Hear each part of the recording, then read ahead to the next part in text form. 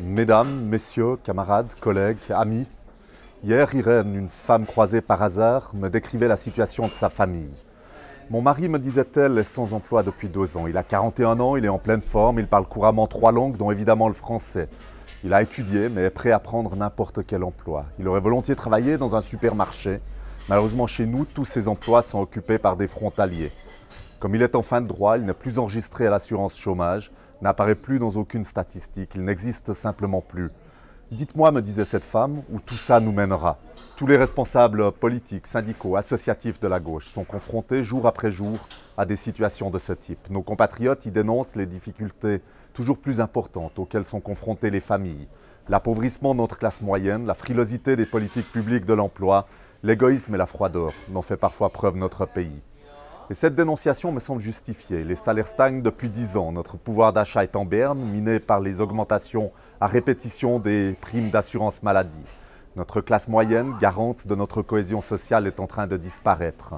Pour des milliers de gens, la nouvelle loi sur le chômage entrée en vigueur le 1er avril dernier constitue purement et simplement un affront, une rupture de la solidarité qu'ils sont en droit d'attendre, une atteinte à leur dignité d'hommes et de femmes. Pourtant, aujourd'hui, tous les économistes vous le diront, la Suisse va bien, notamment grâce à la libre circulation avec l'Union européenne. Le cas d'Irène, cette femme, est-il donc isolé, particulier? Non, je ne crois pas. La Suisse se porte bien, mais seule une petite minorité profite vraiment de cette prospérité. Tout d'abord, les patrons, managers et actionnaires de quelques grandes entreprises qui abusent de l'absence de salaires minimaux, de la dérégulation du monde du travail, des contrôles insuffisants et des sanctions inexistantes. Ensuite, ce sont les spéculateurs immobiliers qui tirent avantage de la passivité, pour ne pas dire de la complicité, des pouvoirs publics face à l'évolution inadmissible des prix du logement dans les grandes agglomérations. Enfin, il y a les assureurs qui utilisent la concurrence factice entre caisses maladie pour garantir des bénéfices indécents à leurs actionnaires au détriment des patientes et des patients. C'est une évolution dangereuse qui devrait interpeller même les plus endurcis des néolibéraux. Camarades, collègues, mesdames, messieurs, une autre politique est possible. Une politique pour tous, sans privilèges. Une politique pour tous les Suisses et les Suissesses qui ne siègent pas dans les conseils d'administration des grandes banques, des sociétés d'assurance ou des compagnies électriques. Une Suisse où la politique n'est pas subordonnée aux intérêts de quelques-uns. Une Suisse que nous construirons tous ensemble, et non pas les uns contre les autres. Le Parti socialiste est engagé sur des fronts multiples, essentiels pour notre pays.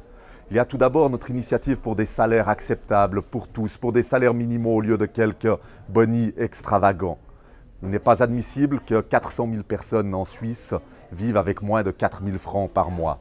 Ensemble, partis de gauche, syndicats, associations, nous devons nous engager de manière déterminée pour l'égalité et la justice sociale.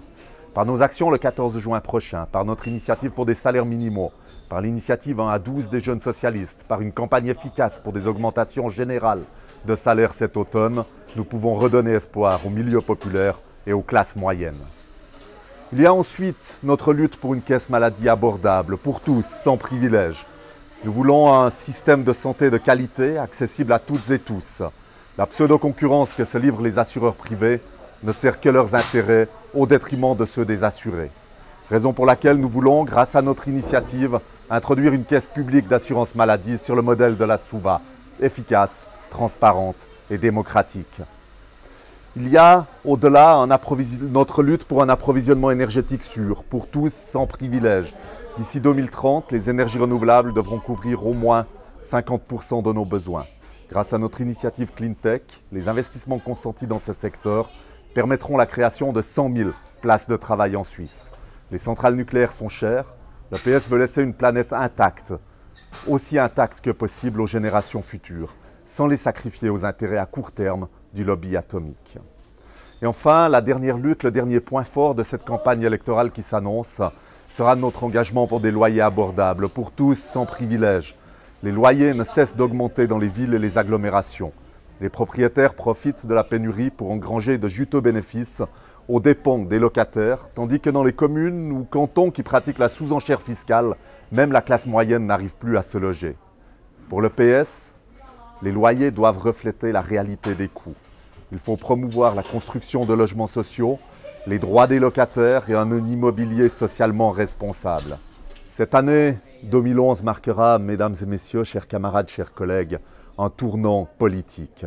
Il s'agit de remettre au premier plan les salariés, les retraités, les jeunes et les familles, tous ceux qui font vivre notre pays, et non pas les spéculateurs qui abusent de la complaisance, pour ne pas parler de complicité, de nos adversaires politiques. Le 1er mai est jour de fête, de souvenir, de solidarité. C'est l'occasion de fêter une autre Suisse, de tracer un chemin vers davantage de justice, de défendre le plus grand nombre et non une minorité de privilégiés, de mobiliser pour les combats à venir. Avec cet espoir, je vous souhaite une excellente fête.